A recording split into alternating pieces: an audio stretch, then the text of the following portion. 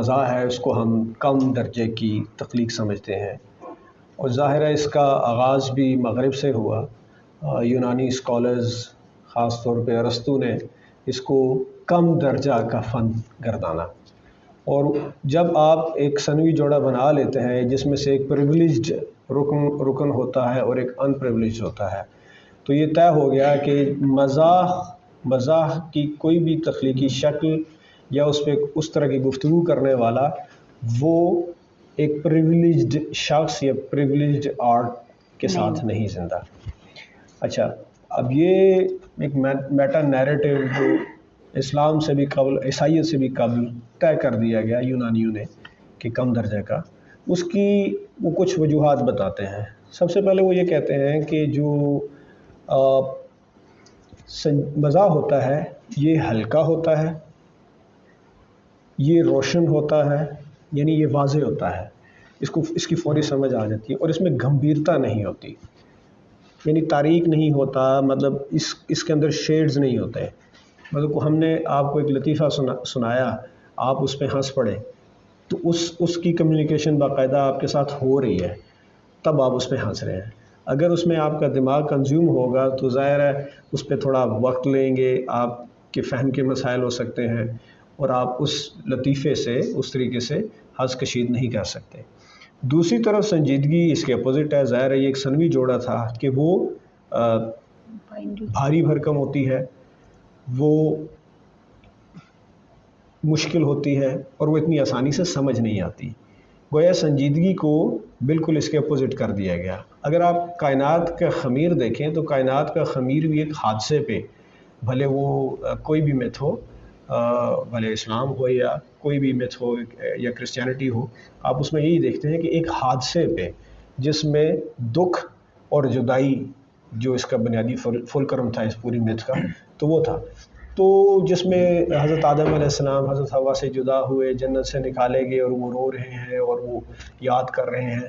تو گویا خدا سے تعلق بنانے کے لیے دکھ کو اولین وسیلہ سمجھا گیا، اور اس کے متضاد جو چیز تھی، یا ہنسی تھی یا ظرافت تھی یا مزاح تھا، اس کو ایک ہلکی چیز سمجھا گیا۔ لیکن وقت کے ساتھ ہم نے دیکھنا ہے کہ ہم ایسا کیوں کرتے ہیں، اور کیا وقت کے ساتھ ساتھ یہ تاثر تبدیل ہوا کہ مزاح ایک غیر سنجیدہ یا کم درجے کی چیز ہے۔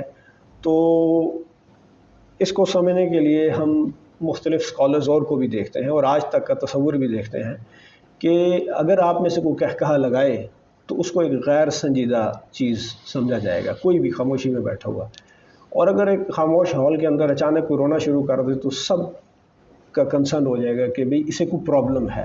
تو گویا جو پرابلم ہے وہ پوائنٹ آف کنسرن ہے، حل پوائنٹ آف کنسرن نہیں ہے۔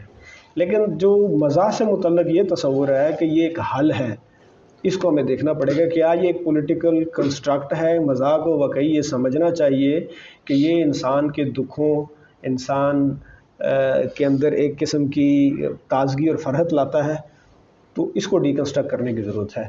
سوال یہ ہے کہ لوگ مزاح کیوں کرتے ہیں یا مزاح کیوں لکھتے ہیں؟ جب آپ کوئی بات براہ راست نہیں کر سکتے،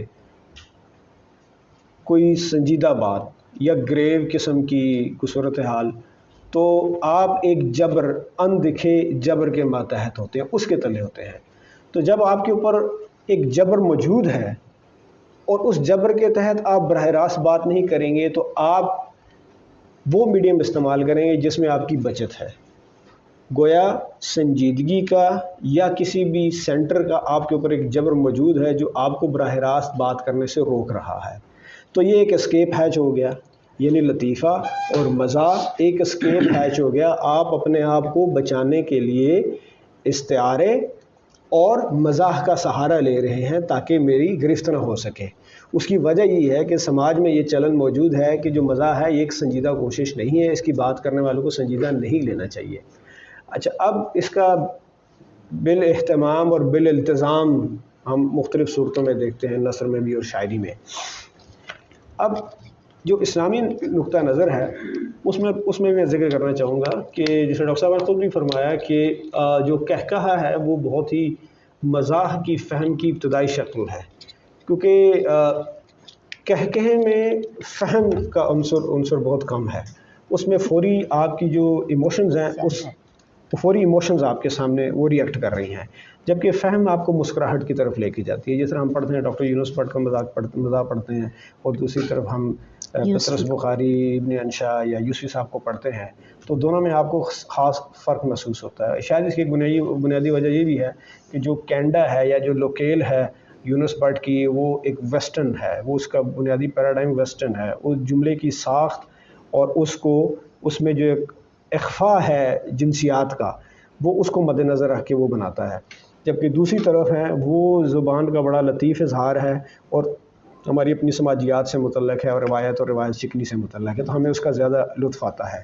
کیونکہ کہا جاتا ہے، جیمی پامر نے بھی اپنی کتاب میں لکھا کہ کہکہا یا ہنسی یہ ایک علاقائی یا سماجی اختراع ہے. مثلا ہم کہتے ہیں کہ میں ایک آزاد شخص ہوں، تو ممکن ہے کہ اس آزادی کا تصور برطانیہ میں اور ہو، امریکہ میں اور ہو، اور یوگنڈا اور پاکستان میں اور ہو. یعنی یہ جو تصورات ہیں یہ کوئی کہے کے لیے ایک خاص صورتحال کا ہونا ضروری نہیں ہے. اس کے باوجود اگر کوئی شخص اچانک گر جاتا ہے آپ کے سامنے، تو وہ معاشرہ بھلے امریکی ہو، پاکستانی ہو، عرب ہو، کوئی بھی ہو، آپ اس میں ہنسیں گے. اس کی بنیادی وجہ یہ ہے کہ ہمارا ذہن سیگمنٹس میں اور پارچوں میں انفارمیشن کو، ہمارا ذہن پارچوں کو کیا کہیں، مختلف پائلز میں انفارمیشن کو رکھتا ہے. ہم چیز کو ایک سلسلے کے ساتھ دیکھنا چاہتے ہیں، اس سلسلے کو کوئی بھی کڑی جب توڑتی ہے تو ہم بے ساختہ ہنس پڑتے ہیں. ہم تصور نہیں کر رہے ہوتے کہ انسان چلتے ہوئے گر جائے گا، کیونکہ ہمارا ذہن اس چیز کا عادی ہو گیا کہ کوئی بھی انسان سیدھا چلتے ہوئے گرتا نہیں ہے.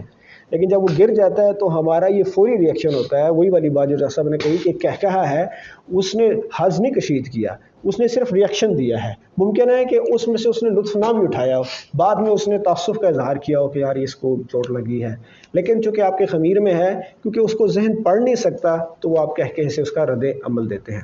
جہاں تک اسلام کی بات ہے تو اسلام میں مزاح کی گنجائش بڑی کھلی ڈلی موجود ہے، بڑی خوبصورت موجود ہے. حضور صلی اللہ علیہ وسلم احادیث میں بہت سارا ذکر موجود ہے، اور کہکہے کی وہاں بھی ممانعت ہے. کہکہے سے دل مردہ ہو جاتا ہے، یعنی جب ایک چیز مردہ ہو جائے تو اس کو شعور ہی نہیں ہے. تو آپ حصے مزاح اور سنجیدگی کا شعور ہی کھو دیں گے، تو پھر آپ وہ جو آج کل پاسٹش ہو رہی ہے نا، نقل بھی، تو آپ دیکھتے ہیں فیصل رامے ٹی وی پہ آ کے بولتا ہے تو آپ اس سے وہ آپ کو لطف نہیں آتا ہے، یا سجاد جانی کی جگتیں سن کے آپ کو لطف نہیں آتا ہے، وقتی طور پہ آپ کہکہا لگا لیتے ہیں. تو ایک مرتبہ حضور صلی اللہ علیہ وسلم کے پاس ایک شخصیت کوئی صحابی ہے، انہوں نے کہا یا رسول اللہ صلی اللہ علیہ وسلم مجھے آپ کی سواری چاہیے، اونٹ چاہیے. تو حضور صلی اللہ علیہ وسلم نے فرمایا کہ میں آپ کو اونٹنی کے بچے پہ سوار کروں گا. تو انہوں نے فرمایا کہ میں اونٹنی کا بچہ کیا کروں گا؟ تو حضور صلی اللہ علیہ وسلم نے مسکرایا اور انہوں نے فرمایا کہ ہر اونٹ کا بچہ ہی ہوتا ہے. اب اس میں دیکھیں کہ لسانی سطح پہ کتنی لطیف چیز کھیلی گئی ہے. کھیلی سے مراد یہ ہے کہ انہوں نے اس کو کس طریقے سے کنورٹ کیا، گویا اس میں گنجائش موجود ہے. وہی والا واقعہ کہ ایک بوڑھی آئی تو حضور صلی اللہ علیہ وسلم نے فرمایا کہ جی جنت میں کوئی بوڑھی نہیں جائے گی، تو وہ پریشان ہوگی. تو حضور صلی اللہ علیہ وسلم نے فرمایا کہ تمام جوان ہو کے تمام لوگ جوان کی شکل میں یا جوانی کی صورت میں جائیں گے. تو اسی طرح ایک صحابی تھے، انہوں نے اپنے صحابہ کا جوتا چھپا دیا، تو وہ پریشان ہو گئے. تو حضور صلی اللہ علیہ وسلم نے فرمایا کہ نہیں، جس سے کسی ساتھی کو خوف یا ڈر تمہیں ہو تو وہ جو ایکشن آپ کر رہے ہیں وہ درست نہیں ہے. کوئی جھوٹ اور ایسا جو کسی کی شخصی یعنی ابتذال یا کسی کا تمسخر، اس کی گنجائش نہیں ہے. ہمارے یہاں ہو یہ گیا ہے کہ بہت زیادہ تمسخر جب کسی چیز کا اڑایا جائے تو لوگ اس پہ خوش ہوتے ہیں، تو وہ اپنی مخفی یا چھپی ہوئی لاشعوری خواہشات کو بنیادی طور پہ چینلائز کر رہے ہوتے ہیں. سیگمنڈ فرائڈ نے بھی یہ کہا تھا جب وہ خوابوں کی تفسیر کر رہا تھا، تو اس میں اس نے جوکس کا بھی ذکر کیا کہ خوابوں کی طرح جو لطائف ہیں وہ بھی آپ کو ایسا راہ بتاتے ہیں، ایسا چینل دیتے ہیں جس سے آپ اپنی لاشعوری خامیوں کو، خوف کو یا خواہشات کو راہ دے سکتے ہیں، راستہ دے سکتے ہیں.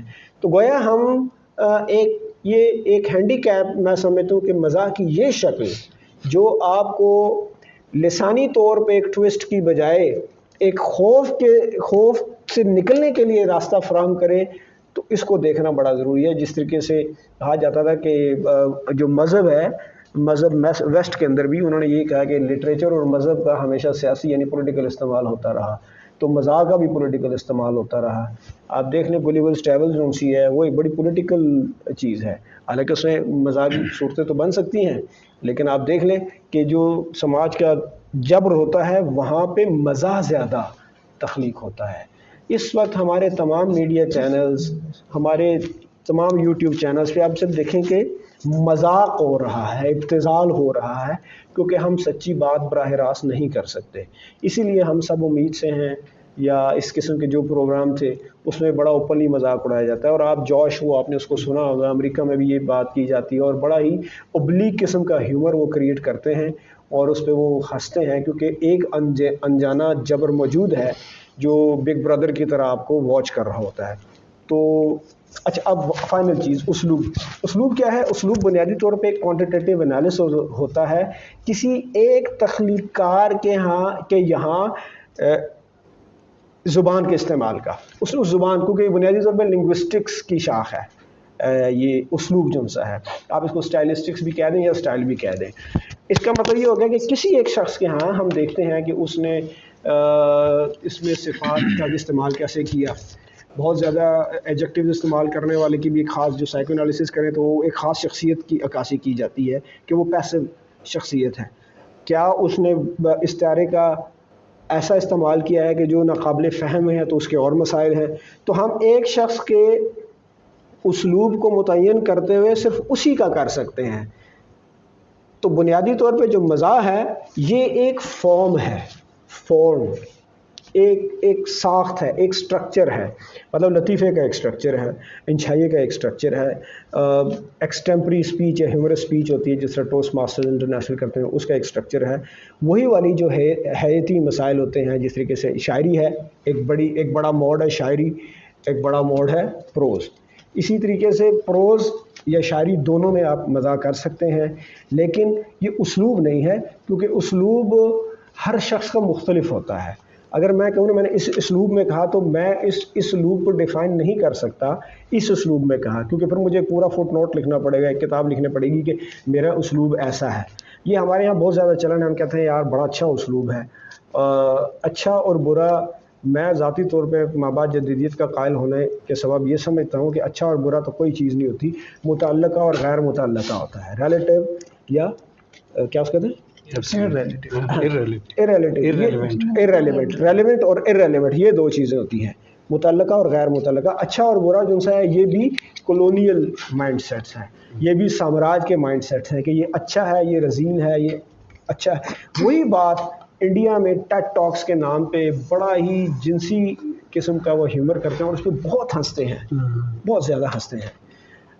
وہی ہم ایسے جو لطائف شعراء اکثر کسی سفر پہ جاتے ہوئے جو گھڑ لیتے ہیں، اس پہ ہم بھی بہت ہنستے ہیں۔ اس کی وجہ یہ ہے کہ ہم براہ راست وہ باتیں نہیں کر سکتے شاعر اور ادیب ہونے کے باوجود، کیونکہ ہم سمجھتے ہیں کہ شاعری میں وہ بات نہیں کی جا سکتی، نثر میں بھی وہ بات نہیں کی جا سکتی جو عام طور پہ ہم اپنی گفتگو میں کرتے ہیں، کیونکہ ہمیں ایکیڈیمکلی یہ پڑھایا گیا ہے کہ یہ عام لوگوں کے لیے نہیں ہے۔ یہ طے کر دیا گیا ہے کہ جو ادب ہے یہ خصوصی لوگوں کے لیے، تو ہم وہ خصوصی پھر استعارے، خصوصی لسانی تراکیب، خصوصی مضامین لے کے آتے ہیں اپنے آپ کو ایک ایلیٹ بنانے کے لیے۔